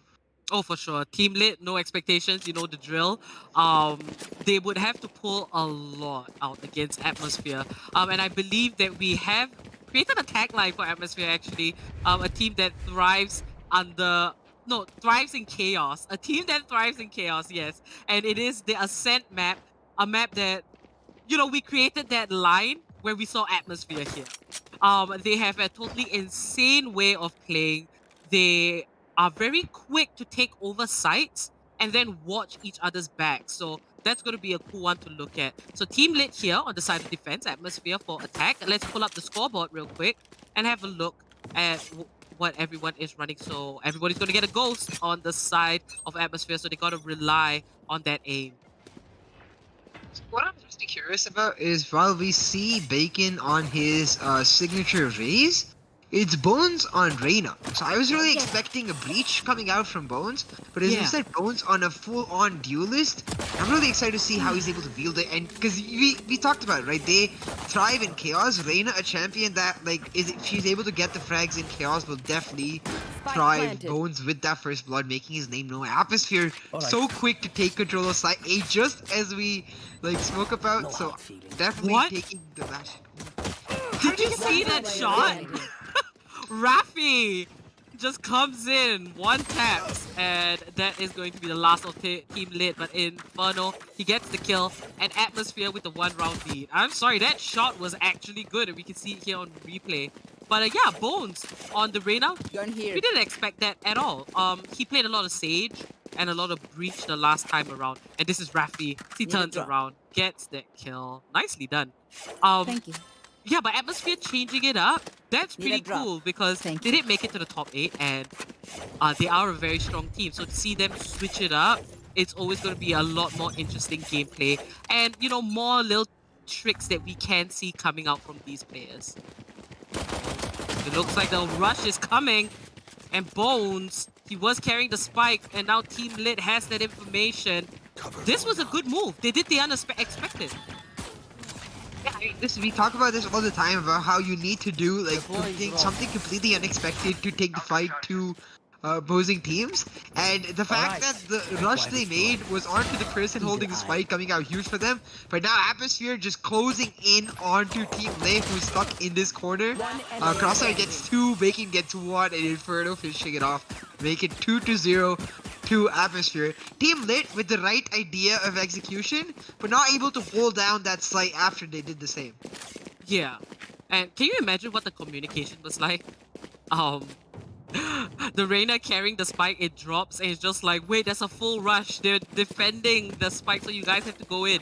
And Atmosphere just took it away. But the way they played this was really good, very coordinated. And that is why they made it so far in the last series. 2 rounds for Atmosphere. We're now going into a full buy. We can see a lot of Phantoms, Vandals for everybody across the board. They're definitely coming right off the bat, insanely aggressive. Bacon and Bones opening the show for Atmosphere in this buy round is gonna mean a lot for in terms of economy for them. Team Lit just not able to hold on. I like the fact that they did adapt in the second round, but like that adaptation needs to keep coming, or Atmosphere looking like they're just gonna run over Team Lit right now. Relic finishing it off will make it 3-0 for Atmosphere as they look to take quick control of this match. It's the Bacon and Bones combo you were talking about, CA. So getting, you know, the first couple of frags, really good for the team. And Team Lit, yeah, they are going to fall behind. They did spend all of their cash on an investment with the weapons, but Atmosphere came out on top of that. So, you know, Team Lit, there's a lot that they will have to do for this. The pure mind games, actually, that Atmosphere can play is going to be a force to be reckoned with, for sure. And this time, Atmosphere, they are going to have a full-on charge onto the A side, but Nova takes down Inferno, 2 kills for Atmosphere, and that's going to be Bones picking up the second frag for himself with this Reyna coming in so dominant with the triple. And he's going to look for the last man standing on the side of Team Lit, who is taking cover on the B side and might just come into contact with Bones. And there it is, here it is, Bones finds the 4th kill. That's going to be a 4K. Nicely done from the side of Atmosphere. They definitely came in really confident. Color me impressed, because this Bones Arena, something we were not so sure about, like, is popping the heck off. Like just absolutely dominating the other team. Just a side of Bones that we didn't get to see at all, I would say, in Series 1, because he was on champions like, as you mentioned, the Breach and the Sage. Much more an agent that sets up the plays for his teammate. Now on Reyna, him getting to make the plays for himself, just showcasing his ability and his prowess is really nice to watch. Bones now, Bacon is a bit annoyed that Bones getting all the limelight to himself, goes charging in with the double satchel attack, gets the opening kill. Bones popping the Empress to just add that extra pressure. But Witcher gets 2, Crossfire answers back, which will mean it's 3v3 as Team Lit look to fight back. Team Lit not looking to be taken lightly. Team Lit looking to make their own impact into this match. This is the buy round, and Rafi with the op trying to peek some sort of advantage down the B-long entry from A. Oh my goodness, Omen. His name is Salvador Dali. And I'll have to say, I love that IGN, but Relic coming in heavy with the double. Nova picks him up. It's a 1v2 situation. And Raze is pretty low. So Nova, he can definitely go for this challenge, and it seems like he is. But he's going to drop the Orbital Strike, having no clue that the Sova's right there. It seems like Nova gave up with that little knife around. But the idea was there, unfortunately, wasn't executed very well. But Atmosphere, first 1 to 5 rounds, they're taking this game by storm. And Ascent is a map that Atmosphere is really comfortable in. We've seen them take down quite a number of teams here on Ascent. And if it's not this map pick, it's Bind.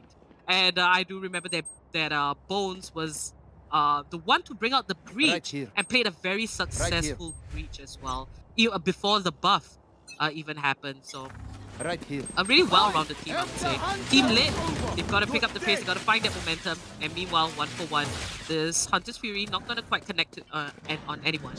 And Salvador Dali drops the Paranoia, and he gets the pick-off. Omen versus Omen, and that's going to be the double for the artist himself, making his name.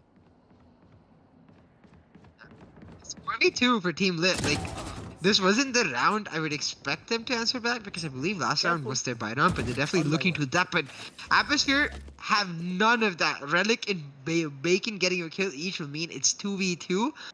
Still, Team Lit with the health advantage, and the spike is dropped at A where they have full control, so they can look to close out this round, get a round on board for themselves, try to fight back against this onslaught of Atmosphere.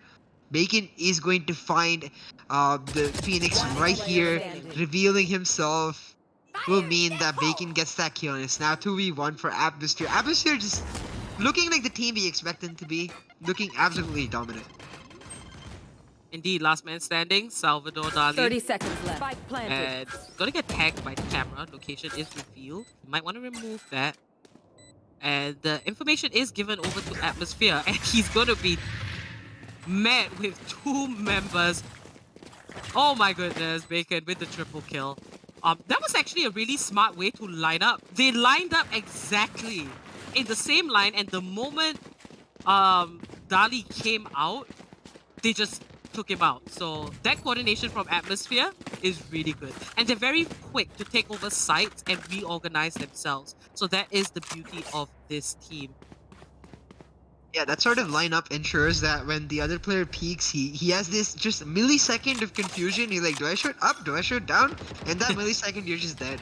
So, very well done by Atmosphere. Once again, showcasing why they're such a good team. Now, really hard push into A. Just potentially a distraction as they try to frag out, because the spike is all the way on the other side of B, forcing the rotations while Bones and the Cypher, Bacon and the Cypher look to take control of mid and B side and plant the spike. Atmosphere now, along with their aggressiveness, showing a bit of strategy, a really nice add to the mix that is like the spicy plays of Atmosphere. Bacon on his signature raise. Very comfortable on this agent for sure. Bones. He has an idea, drops the Leer. It's going to be met with a crossfire, which it does take up.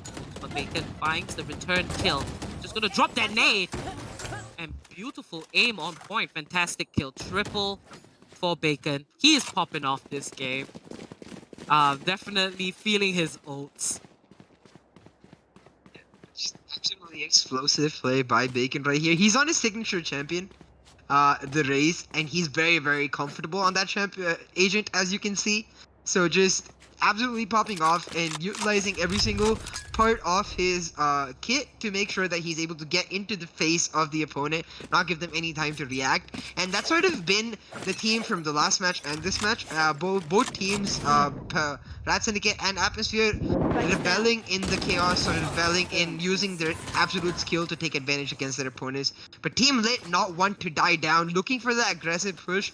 Do not find an advantage for themselves though, as 3v2 for Atmosphere. What? Did you see that recombo Aztec there? Might have dirt out just a little bit. And Bones gets taken out by Aztec. Team Lit has some really lit names, and that's going to be a double for him. It's a 2v1 situation. He's not going to back away. He's going to go for the challenge.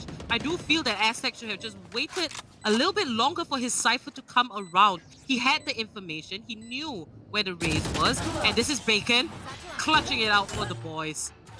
And he is bouncing around in excitement. A little bit too happy there, Bacon. But that is going to be 8 rounds for Atmosphere. 100% agree. Aztec, he does really well right here to get the 2 kills. Get the 2 kills right here, right after the spike is planted. But right here, he has 11 HP. He has his recon drone, as you can notice. All he has to do is back off, like get to a vantage spot, and then use the recon drone, spot someone out. Potentially, as you said, even wait for the Cypher. But you see Nova hitting a charge with Bacon with 12 kills. Bones not too far behind with 9. Absolutely amazing. Bacon once again, double satchel into Showstopper. Will not hit, but that's okay. Pulls out his gun, gets the kill. Easy peasy for Bacon, no problem. Bacon's on a rampage now. And it seems like Witcher did pick off Crosshair, who just happened to activate that metal door. And running back keeps him safe, but Baker's going for the spray. And Nova wins the aim duel as he makes his way over to Market. 3v3 situation. Reyna and Brimstone both very low. Pretty much an even matchup. It is full buy for both sides. This is Inferno, chilling in Defender's side spawn, finding his next target as Aztec picks up Relic. It's a 2v2 situation. Now Inferno finds Witcher, and Bones gets the pick off onto Aztec. That's going to be Atmosphere with 9 rounds. Pretty clean game, I will say. And this is the first time, I believe, that we are seeing Atmosphere in this series. So it's a good debut match for them as well. And definitely they are shooting for the top, which they did successfully get once before. Yeah, now that we're in the round of 64, we're getting to see a lot more teams that we're familiar with, and seeing those teams sort of dominate in the fashion that we know them to do. Really interesting to see, especially as we move on to the turn. Hunter's Fury will tag Witcher and take him down. Atmosphere just so coordinated in their push. This is the second time they've used the Hunter's Fury with an aggressive push, the first time down in A to get the side control.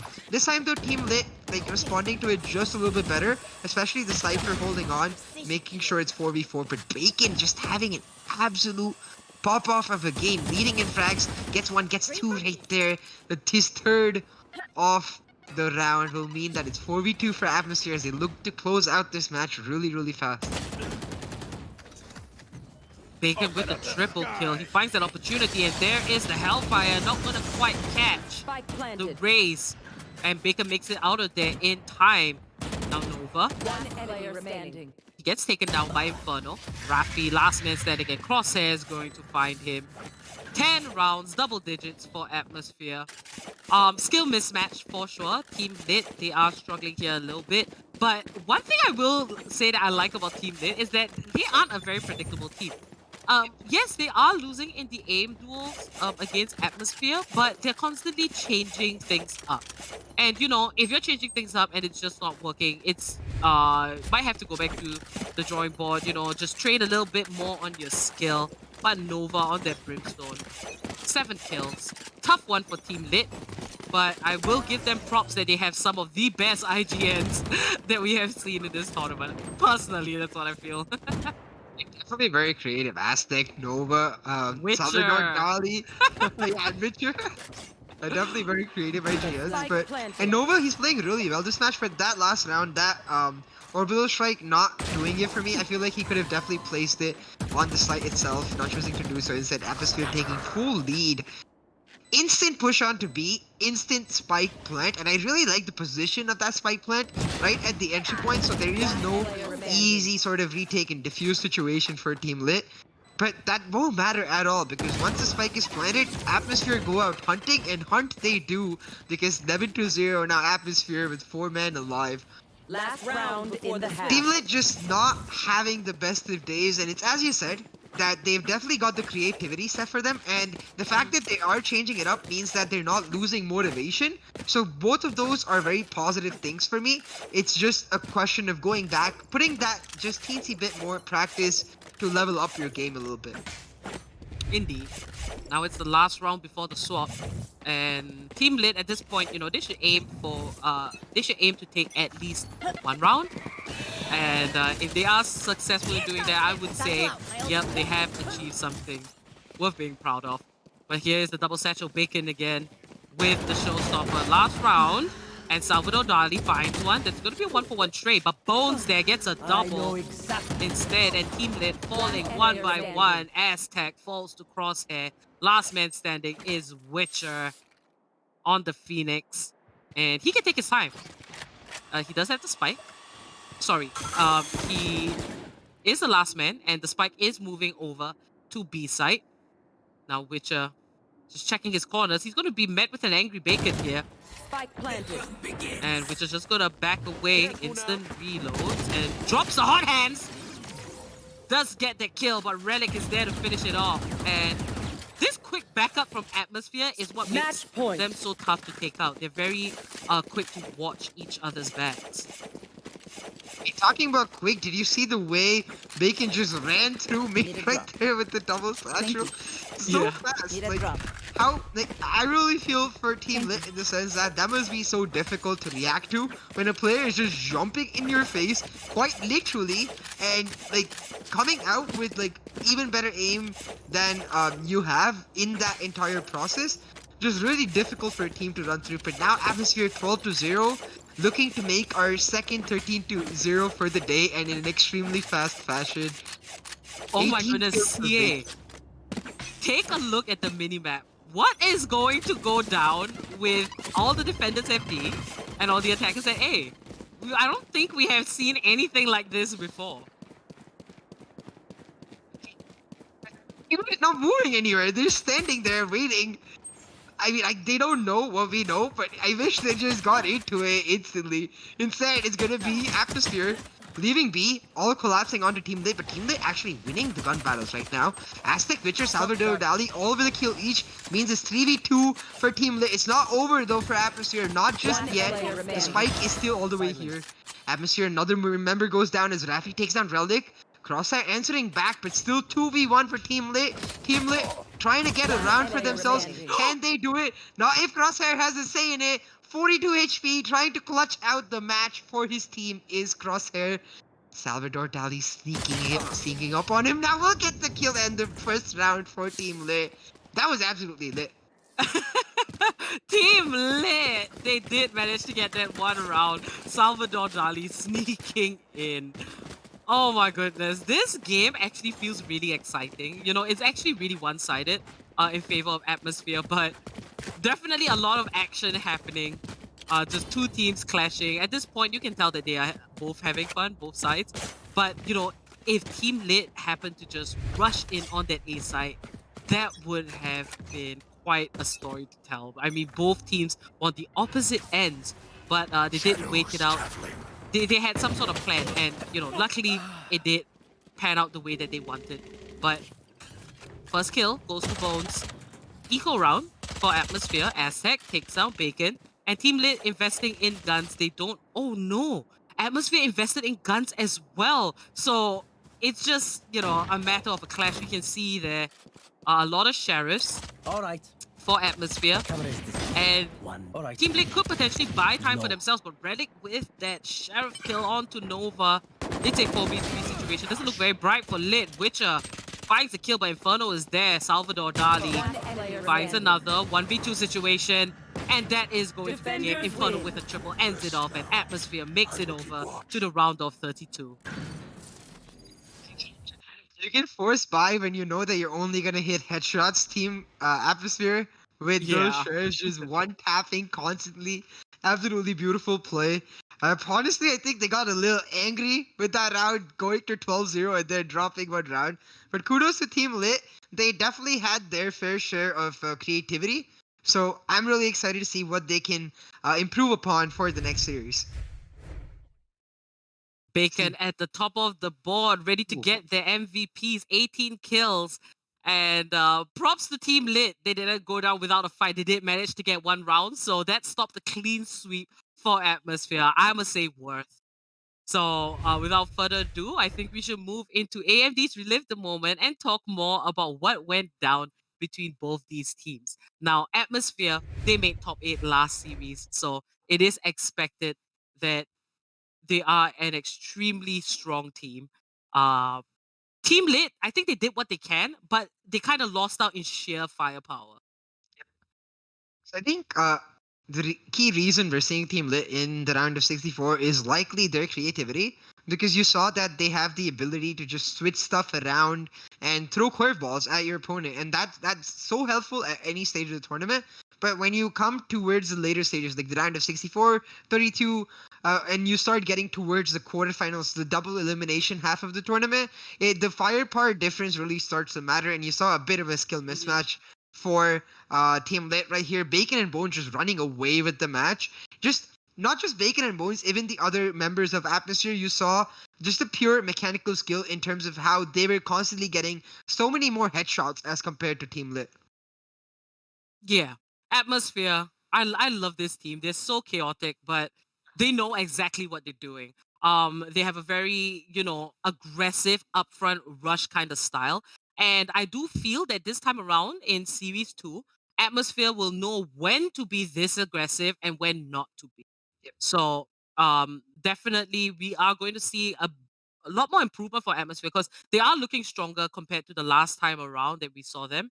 Um, Good start for Atmosphere, I would say. As for Team Lit, they can come back again. Series 3, perhaps. They can come back a lot stronger. They definitely left an impression. Not gameplay wise, but by the creativity with their IGNs, I will say. So Team Lit, this was an enjoyable match to spectate, definitely. Yeah, for sure. I'm definitely excited to see this Team Lit back in action. But for Atmosphere, I'm really curious as to whether this look of Atmosphere with Bones on Reina is a look that was solely for the earlier rounds of the tournament, or if it's something that they've picked up recently for TC Challenger Series 2 in general. Because the Breach did get buffed. The Breach is really strong. As you mentioned earlier, the Breach was brought by Atmosphere even before the buff, so we know they can Yeah. wield it. So I'm curious to see what look we see from Atmosphere in the following rounds.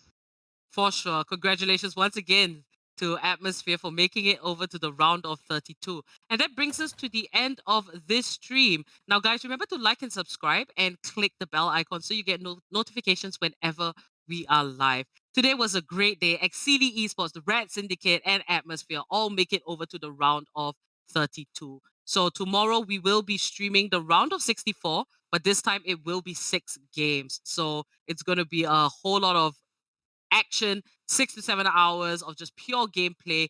Do stay tuned. Remember to subscribe. And if you want to treat yourself, you can go shopping in the links in the description. If you want to keep up to date with this whole tournament, figure out what's happening and also watch highlights from the different rounds, do follow our socials. All links are in the description. And without further ado, my name is Apollonia. I was your hoster and caster. And joining me, it was CA, caster and analyst. Until tomorrow, we'll see you guys. Take care and good night.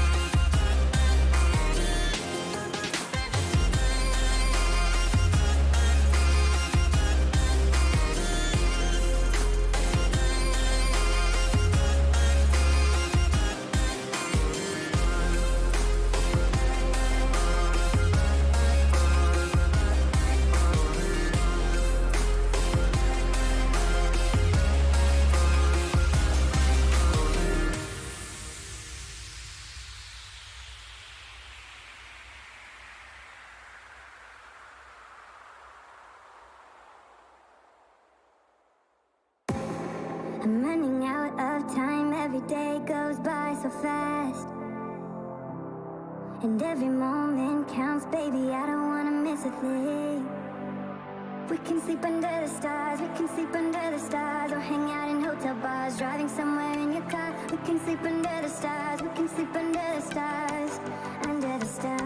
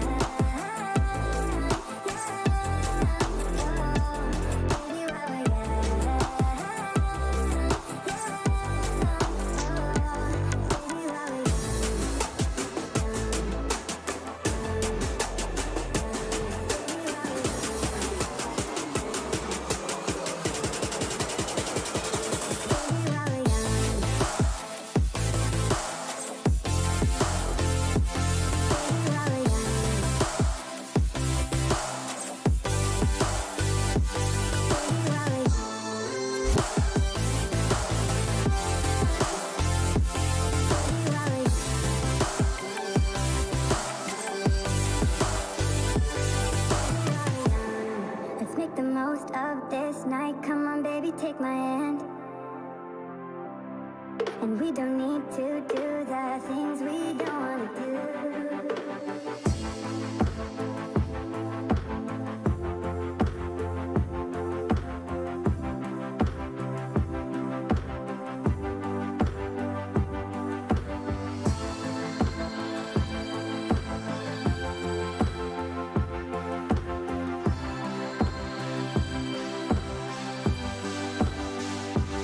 Baby, while we're young, baby, while we're